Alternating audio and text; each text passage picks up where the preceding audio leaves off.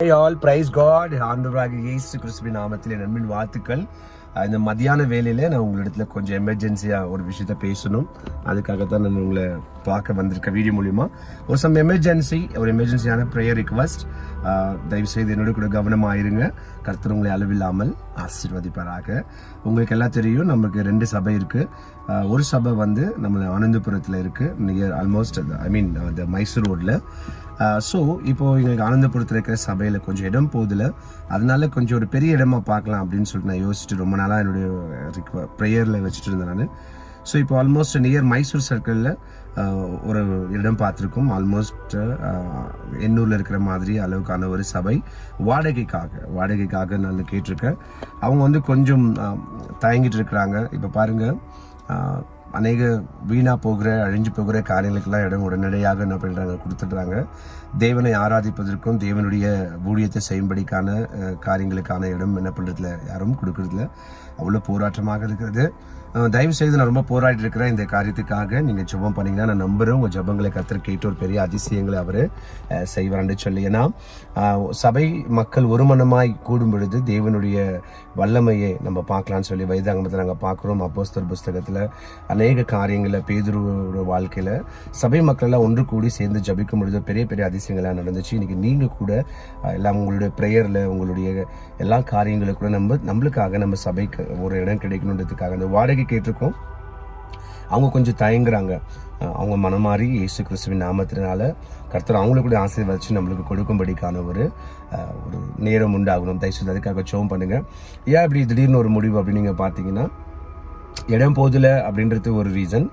அடுத்தது வந்து இன்னொரு விஷயம், இடம் போதில்ல நம்ம ஒன்று ஆனந்தபுரத்துலேருந்து நம்ம இருக்கக்கூடிய சபை விக்கெட் போடுறோம்னா நத்திங். ஆனந்தபுரத்தில் இருக்கக்கூடிய சபை அப்படியே தான் இருக்கும்.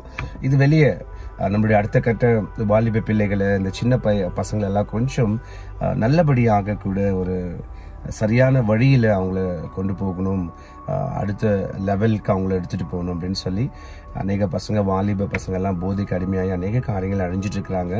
ஸோ நம்ம லாஸ்ட் டைம் கூட பார்த்தோம், ஆண்டவர் அநேக வார்த்தைகளை பேசுவோம், பெரிய பெரிய ஆபத்துகளாக வரப்போன்னு சொல்லி.